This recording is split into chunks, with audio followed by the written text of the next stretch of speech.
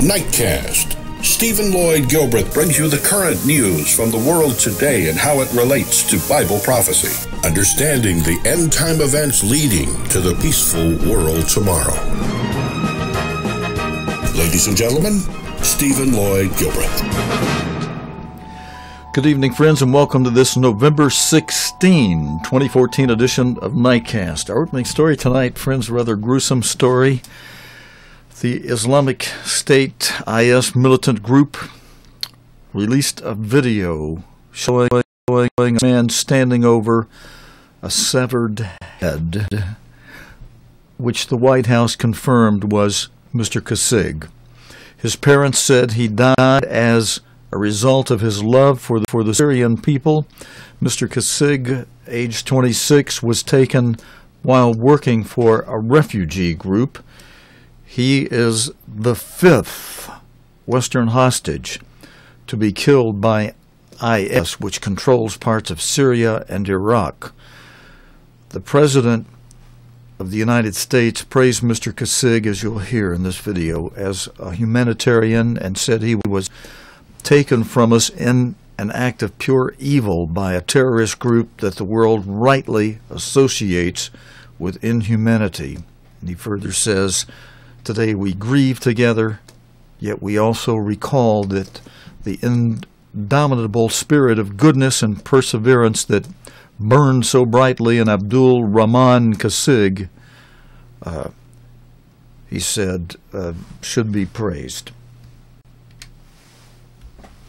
And that's it. You get one shot at this. Courageous, selfless, compassionate. The trip to Peter Kassig had been flooding. 26 years old, he came to the Middle East to help its war-torn refugees. A former US Ranger, he trained up in medicine, then taught us how to save lives. He set up an aid agency, SIRA, helping Syrians on both sides of the Turkish border. But this young, idealistic American paid for his generosity with his life. He fell into the clutches of Islamic State militants. Converting to Islam and changing his name to Abdul-Rahman did not spare him, nor that he'd help treat wounded rebel soldiers. Instead, the jihadists posted a video boasting of murder. Revenge, they say, for US-led airstrikes on their fighters. Mr. Kassig's parents, seen here at a vigil in a mosque, have had to endure 13 months of agony. His mother adopting a modest Islamic scarf out of respect for her son's faith, they made appeals for his release. We hope that you will see this message from me and your father. In return, they got a heartfelt letter from their captive son. "I'm obviously pretty scared to die," wrote Mr. Kassig. "The hardest part is not knowing, wondering, hoping, and wondering if I should even hope at all. Don't worry, Dad," he wrote. "If I do go down, I won't go thinking anything what I know to be true, that you and them love me more than the moon and the stars." The US Secretary of State, John Kerry, on a tour of the Middle East, said of him tonight, "There can be no greater contrast between Abdul-Rahman's generosity of spirit and the pernicious evil, the so-called Islamic State." A housemate of Kassig's paid him this tribute. He was the most kind-hearted, selfless individual. There's very rare you come across him like that who's truly genuine, and yeah, he'll be missed. The latest video called Islamic State differs from earlier ones. It shows in unusually graphic detail the mass murder of captured Syrian airmen. It also identifies the faces of the killers. And it shows the location, Apec, in northern Syria. The American-led airstrikes are hurting IS. They have no military answer to them. So this is their response, murdering a captured US aid worker. The airstrikes are likely to continue. Mr. Kassig, the fifth Western hostage to be murdered by IS, and if anything, these deaths have hardened the resolve of leaders in Washington at all. None of this, though, was Abdul-Rahman Kassig's concern. He came to Syria simply to help its people. Tonight, that country's opposition are mourning him as a fallen hero. Frank Gardner, BBC News. A defector from the IS group has been speaking to the BBC's Paul Wood. in Turkey about their brutality in the Syrian towns under their control. The following report contains some disturbing images. Islamic State fighters patrolled Deir ez-Zor in Syria. And governments, they're kidnappers, murderers, terrorists. Here, they're the people in charge. A local cameraman shows the town quiet and prosperous. Of course, he filmed under escort, closely supervised. Every here is tightly controlled. That control is exercised by foreign fighters. A fighter from Asia dismisses American strikes. A malicious crusaders campaign, he says. It's only increased our resolution.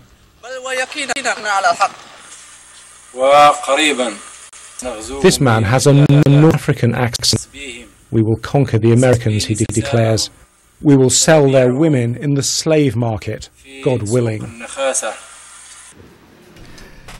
Now, friends, did you notice, I'm stopping the video right there, did you notice the last part of that, the quote was that we will sell the American women in the markets, God willing.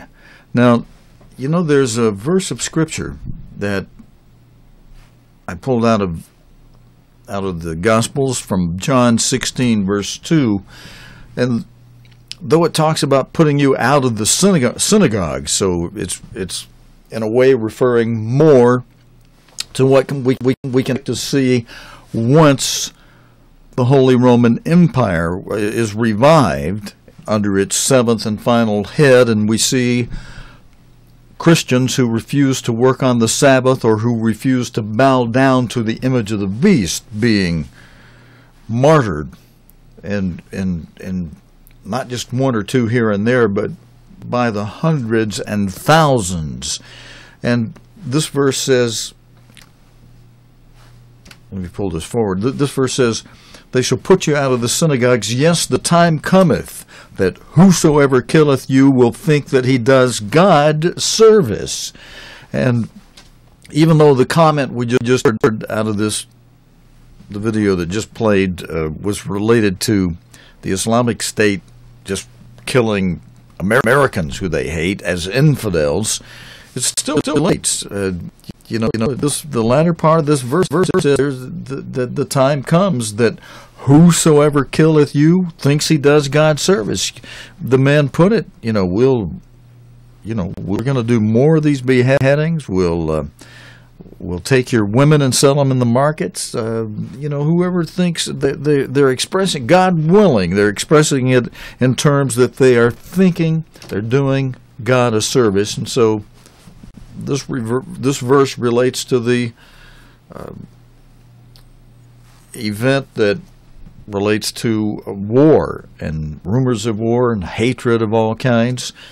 And I wanted to share that with you. Now, there's also in the news tonight, let's just put our chart up for a moment, and thank you for those of you who gave me some encouraging words about how you missed the program while I was off for the last 3 nights with following a very serious virus that I thought I was over, and then wham, it just hit me and devastated my energy again, and caused by, I call it a virus, and yet it was food poisoning, really, where I took that drink in which the food producer had put cobaltamine, which I looked up and I shared with some of you on the social media as to the potential allergic reactions that are known when you consume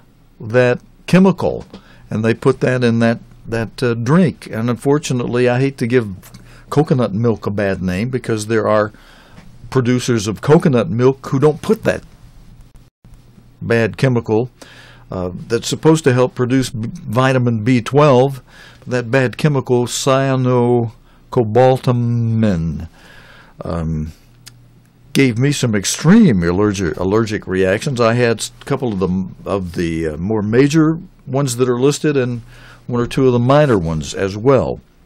But I am recovering, and I almost didn't make it on tonight, but because of some of the encouragements of some of you, I said, no, let's press ahead. And beside, I spent some of the time working slowly, dredgingly. It actually, sometimes an illness can serve a good purpose. I slowly worked away doing some headache work on a couple of computers that were having problems.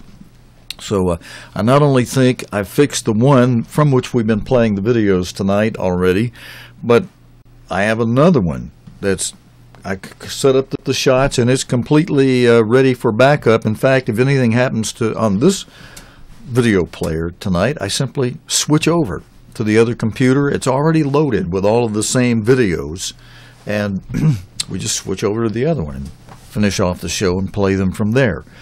But thank you for the prayers. Thank you also for the encouragement that some of you gave me. That has a lot to do with helping you get up and keep going, even when you're in a situation where something is just terribly destroying your energy and your fiber and etc. But that did me a lot of good. The encouragement that some of you said, "Hey, miss your program," and so we're back tonight, and hopefully this is just the beginning of my complete recovery, and we'll be back every night after this for our usual Sunday through Thursday night playing a video of the day's current news related to the Bible and prophecy.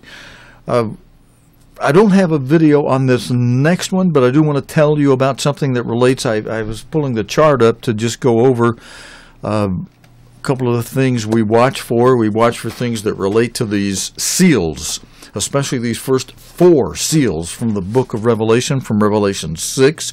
And I say these first 4 seals because they are active. We have false religion today, deceivers saying that Christ has come and preaching the name of Christ and yet not delivering the message of the kingdom of God that he delivered. We have war and rumors of war, the second seal depicted by a red horse. We have famine depicted by the third seal and a black horse. And we have the fourth seal that's depicted by a pale horse and a rider whose name is Death, alongside whom rides Hades, hell, the grave, which Jesus Christ described primarily by the term loimos, meaning disease epidemics, the plagues of Egypt, and pestilence. Christ also said that between the third and fifth seal there would be seismic activity, commotions in the air, such as gale force winds of all kinds, and commotions on the ground, such as earthquakes and tsunamis and volcanic eruptions and wildfires and floods and any kind of seismic activity causing commotion on the ground. And all of that. And he mentioned, the third thing he mentioned between the third and fifth seal would be terike, trouble, disturbances, but not the major trouble or disturbance of the fifth seal, the Great Tribulation. That's the next major event to come in prophecy.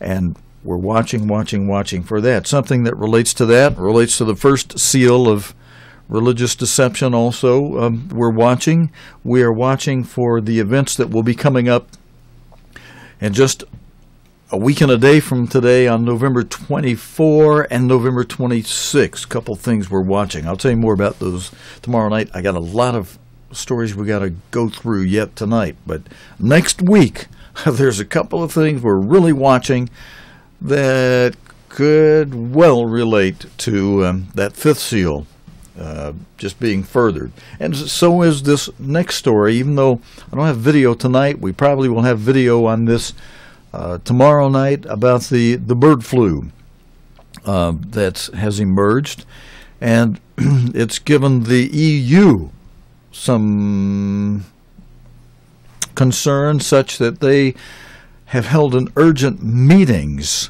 after the Netherlands outbreak.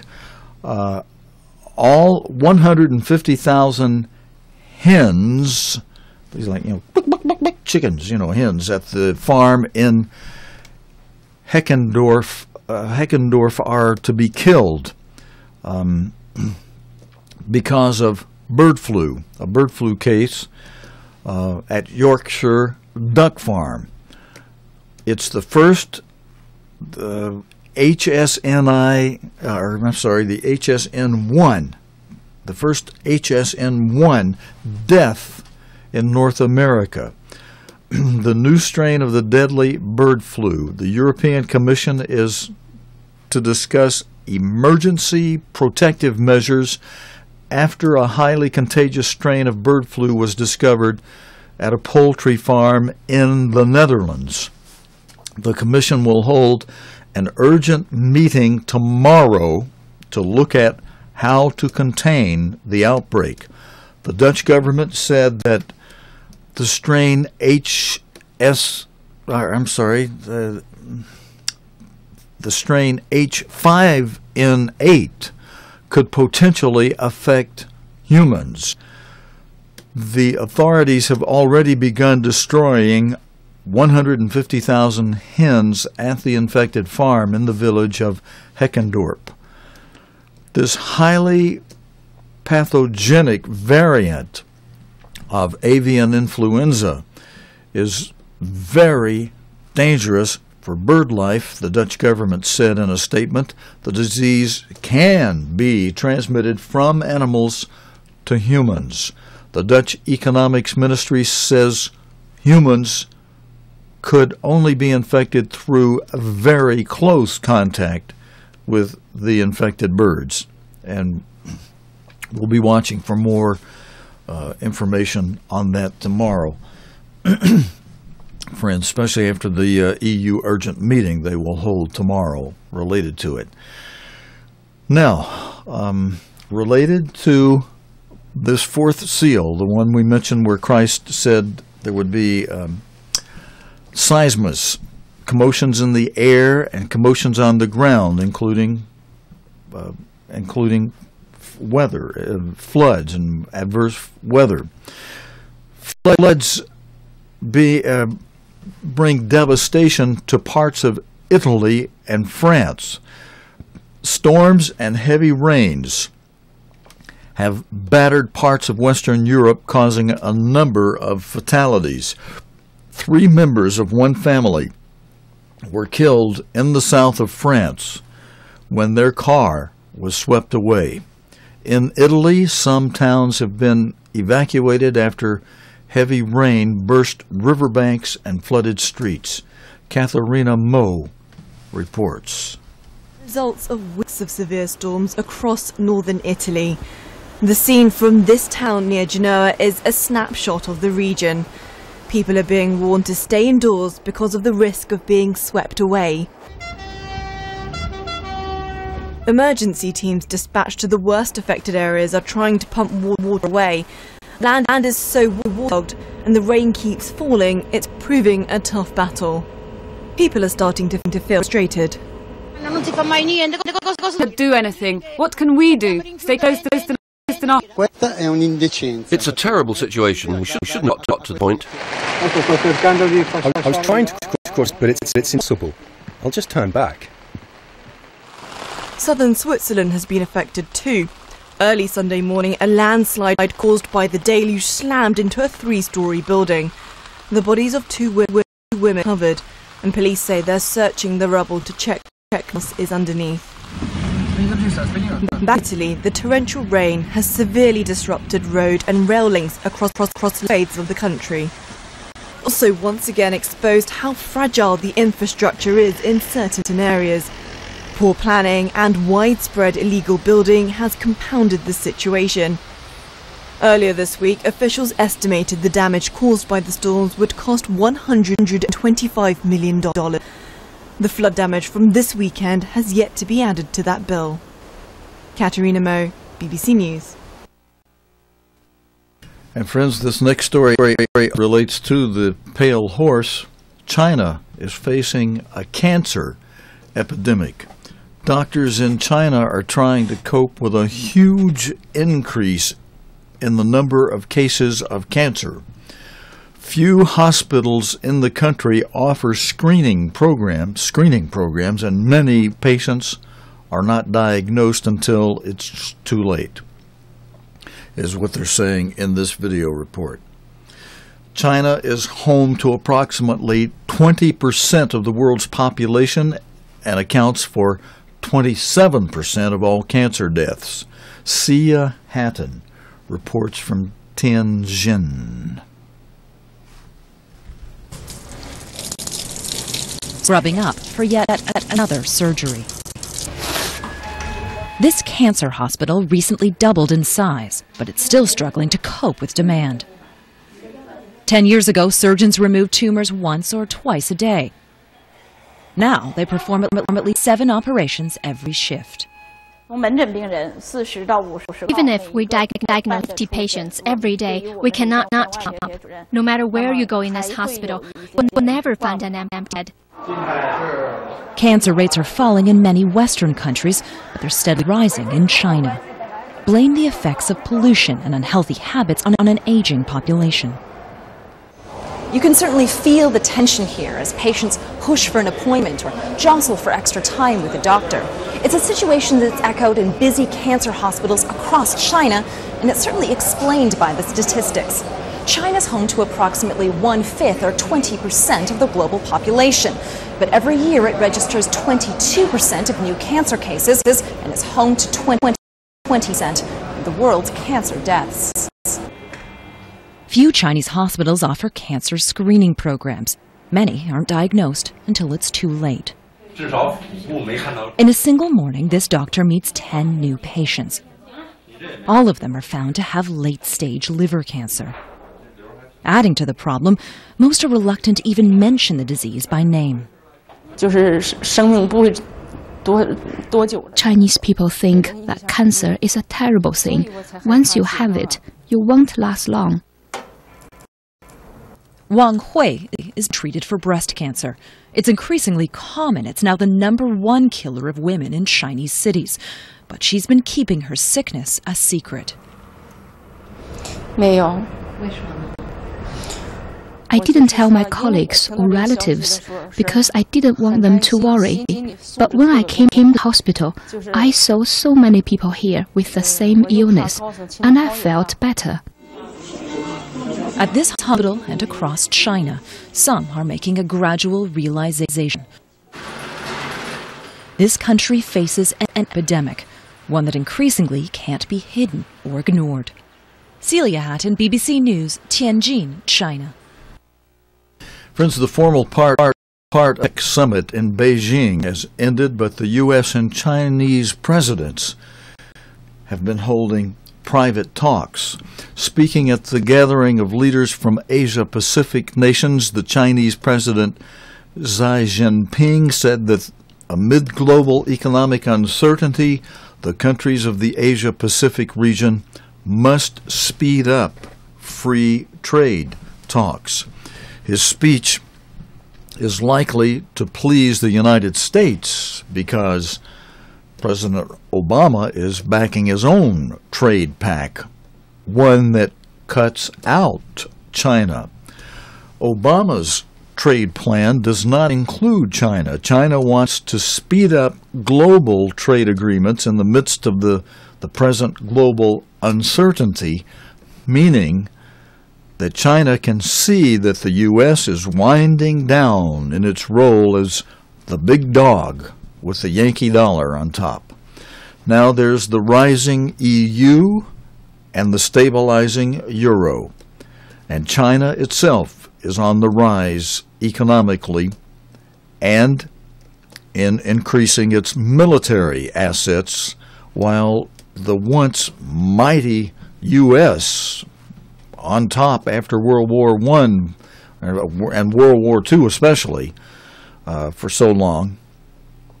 But agreements now just watches all that it had established after World War II be dwindled down and eroded. Martin Patience reports from Beijing. They're better known for their political instincts than their green fingers. Today in Beijing, not your typical bunch of gardeners. Between them, they rule 2 billion people. But at the summit, there was spade work to be done. First up, another round of aircraft arrivals. And President Xi's welcome for the Japanese Prime Minister was no warmer than before. Despite holding talks for the first time, relations remain frosty. President Xi called on the Asia-Pacific region to speed up free trade talks in the face of global uncertainty. We ought to make Apec a system platform to advance its integration, a policy platform to strengthen experience exchange and open forum against trade protectionism. China's pressing ahead with plans for a free trade agreement. President Obama listened carefully. He's got a trade plan of his own, and it does include China. With the Apec summit now wrapped up, the focus is on President Obama and President Xi, who are holding private meetings. China and America are rivals in many areas, but the relationship is critical. It'll define the course of the next century. Martin Hitchens, BBC News, Beijing.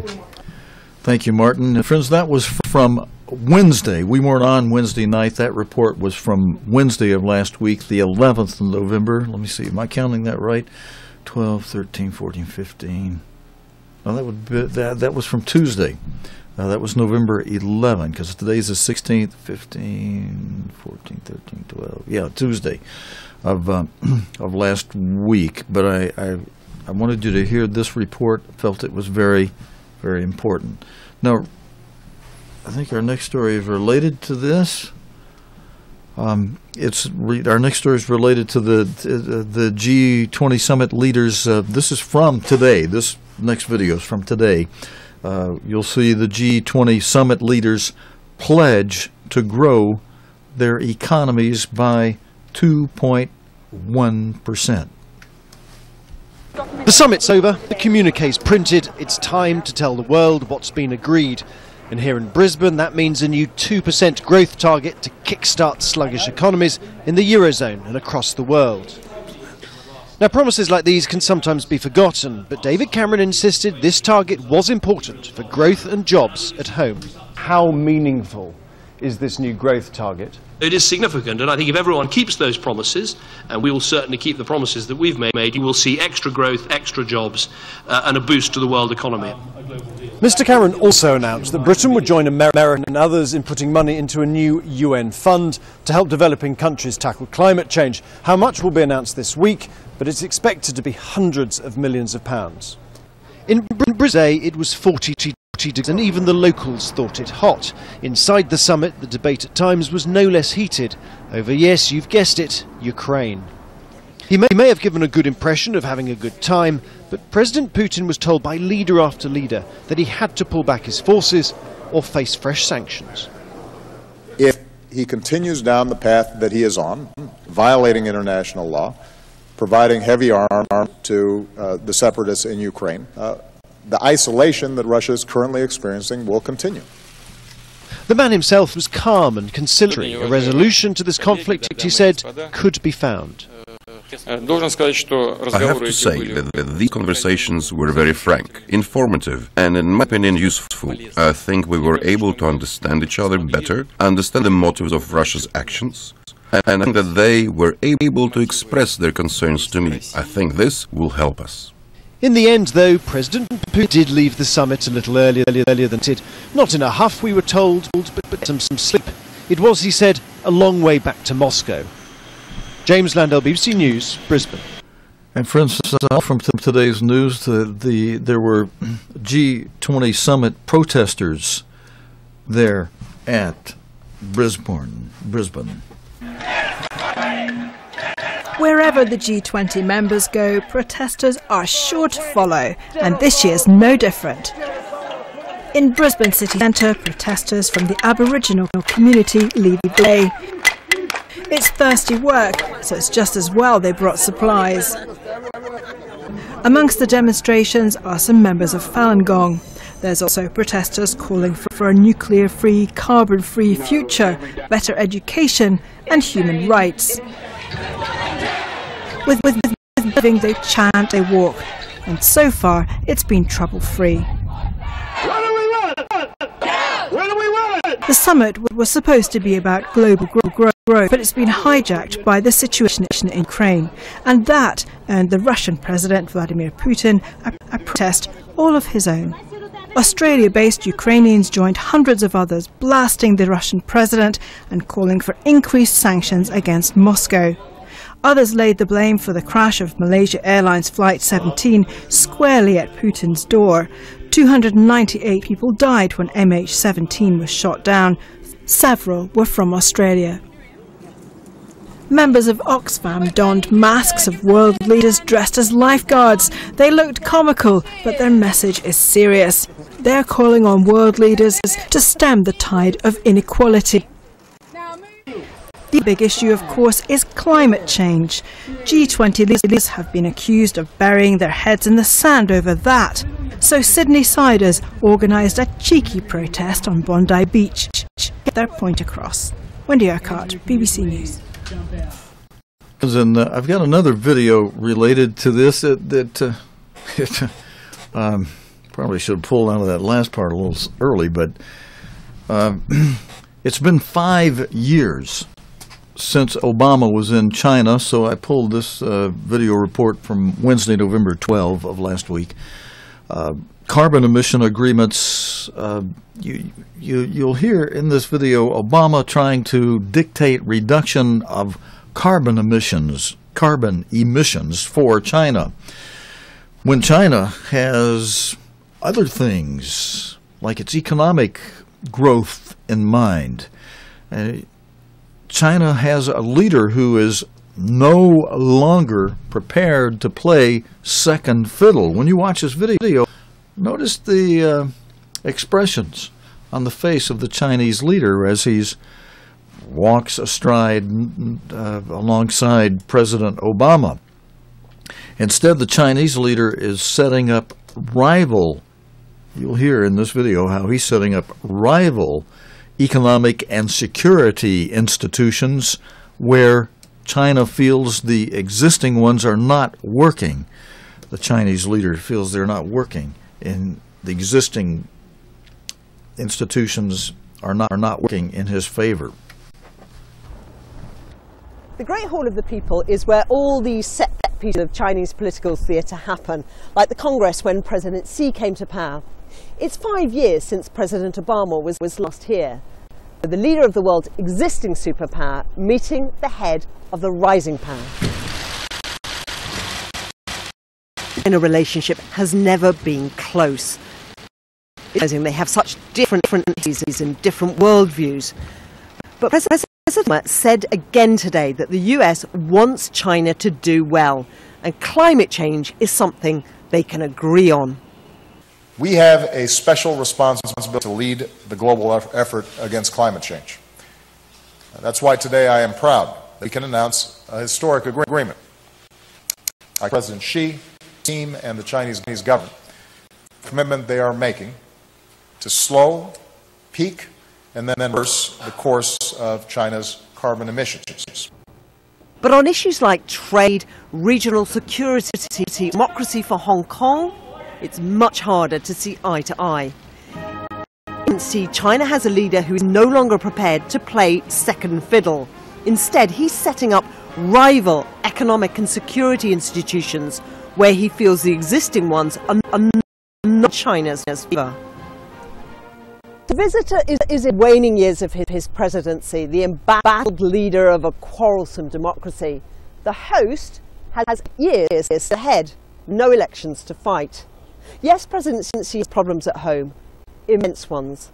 But one way of rallying support here is to look strong in the world, and that's exactly what we've seen this week.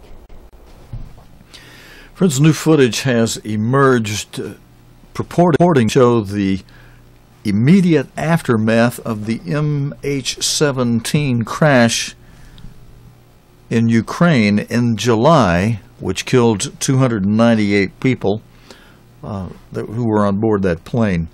The amateur video obtained by Associated Press is believed to have been filmed in a field in the village of Harabrov, or H-R-A-B-O-V-E, Harabrov, just minutes after the plane came down.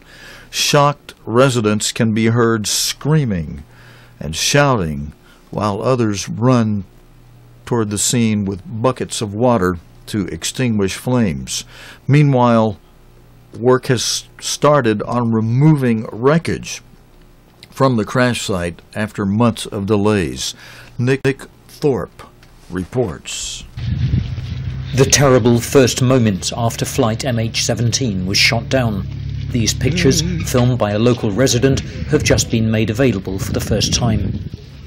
In fields strewn with the debris which fell from the plane, local villagers struggled to prevent the fire spreading to their crops. And the scene today, exactly 4 months on. After long delays, Dutch investigators have finally begun picking up the pieces of the Malaysian. Some large pieces of fuselage need to be cut into smaller sections before they can be taken away. The work is being done by local employees of the Ministry of Emergencies. The Dutch side decides what parts of debris they need to take away. They put stickers on them and mark the number debris, and we load them. As the work proceeded, local separatists kept a close guard on the site. Immediately after the tragedy in July, the first priority was to find the remains of the 298 passengers and crew. Continued fighting in the area has hampered the recovery work of the plane itself and the criminal investigation into who shot it down. Now a shaky truce has made possible. The OSCE say they're glad to get their hands on the wreckage at last. There were attempts to get at some of the wreckage, especially what's called the telltale wreckage, where you have the pock marks in the fuselage. That's the section of the aircraft near the cockpit. Unfortunately, at that time there was heavy shelling, and that process has had to be stopped. So now the focus, of course, is getting again at that part of the aircraft. From the crash site, different sections of the plane are being taken to a nearby town by truck. Once they've all been assembled there, they'll be taken by train to the city of Kharkiv, which is held by government forces, and from there they'll be taken to the Netherlands, which is leading the international investigation of the roots of Ukraine. From the start, Ukraine has put the blame squarely on Russian-backed separatists, while the Russian side has tried to prove that Ukraine shot down an airliner. This debris should eventually prove which side is telling the truth. Nick Thorpe, BBC News, Kiev. The Nigerian army says it has recaptured the northeastern town of Chibok, which was seized by Boko Haram militants on Thursday. You'll remember Boko Haram fighters kidnapped more than 200 schoolgirls from that village in April, sparking global outrage. The group, which says it's fighting to create an Islamic State in Nigeria, has repeatedly targeted villages in Borno State in recent months. Will Ross reports. The indication is that it was a very successful operation against the Boko Haram insurgents who had taken over Chibok. And perhaps key to it was the fact that the Nigerian military went to Chibok town with a large number of members of a local vigilante group who would have had the local knowledge of the area and of the people in that town. So it was a combination of the soldiers, the local vigilante group that managed to flush out the insurgents, and we're hearing some reports that many of the Boko Haram fighters were in fact killed. What about towards politicians? Because there is some sense that people there think that they may have taken their eye off the ball here, and in fact they're really concentrating on next year's elections rather than trying to focus on bringing those schoolgirls home. Yes, well, certainly the elections are pretty much uppermost in all the politicians' minds, it seems. Although on this particular occasion, I think because of the notoriety of Chibok, a decision was taken, presumably pretty high up, to try and get back again under the control of the military as fast as possible, because as you said, it was only held by the Boko Haram fighters for 48 hours, so it was a fairly swift response.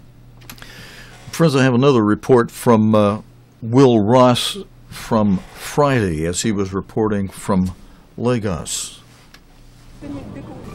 People who fled to safety say the streets of Chibok were taken over by the Boko Haram fighters who invaded the town late on Thursday. The senator for the area told the BBC the insurgents who attacked Chibok had come under pressure in neighbouring Adamawa. Boko Haram has been attacked from the Adamawa end, and they were running back through Chibok to their base in Sambisa. And we learned that the soldiers that were posted in Chibok also ran away as usual these days and left the villagers behind. This news from Chibok doesn't really come as a huge surprise. In recent months, the jihadists have all too easily been overrunning towns and villages in the north. The people of Chibok had long complained that they weren't being well protected. As relatives of the abducted girls have been let down badly twice. First of all, the abduction of their daughter, and now their town has been captured. And so now the people of Chibok have joined tens of thousands of others who have been forced from their homes. This was a thriving market until recently, now in ruins. Merely resembles a ghost town.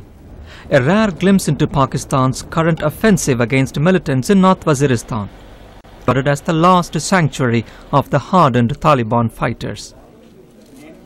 The captured weapons show how the Taliban was well prepared. The bombs have inflicted heavy military casualties. We have been able to defuse 4,000 IEDs so far. They have planted it in the houses, they have planted the streets, they have planted it even in the trees. So that is the scale and magnitude of our operation, which of course was considerable challenges to the armed forces or the ground forces that get applied here. The current operation began in June, and the aim was to stop the militants from attacking Pakistan and Afghanistan. Taliban militancy is described as an existential threat to the country. Some are skeptical about our military's claims. They believe many leaders fled to neighboring Afghanistan before the offensive started. But the military is claiming success. Nearly 1 million people were ordered to leave before the operation began. Many live in refugee camps and others with their relatives. When they return, many will have to rebuild their lives from scratch. Anbaras Nithirajan, BBC News. Friends, thank you for joining me for this Sunday night. That's it. You've seen news tonight related to false religion, war and rumors of war, and disease epidemics and trouble. God willing, thank you very much, those of you who've been praying for my health. It's good to be back tonight, and appreciate your prayers for continued improvement in that way. And God willing, the creek don't rise, and the old kid here is okay tomorrow night. We'll be back Monday night with today's current news related to the Bible and prophecy here on Nightcast. Until next time, your host, Stephen Lloyd Gilbreth, saying so long and good night, friends. You have been watching Nightcast with Stephen Lloyd Gilbreth. Nightcast can be seen Sunday through Thursday nights here on cogtv.org. Tonight's program is also available anytime on demand in the cogtv.org video archive.